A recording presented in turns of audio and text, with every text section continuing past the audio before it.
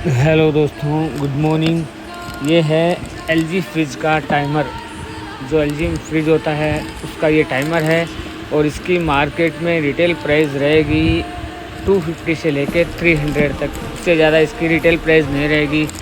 और मैंने ये चैनल बनाया है कि मैं ऐसी फ्रिज वॉशिंग मशीन के हर एक पार्ट्स की रिटेल प्राइस आप लोगों को बता सकूं। सो प्लीज़ चैनल को सब्सक्राइब करें और वीडियो को शेयर करें। ऐसी जानकारी के लिए सब्सक्राइब करें प्लीज़।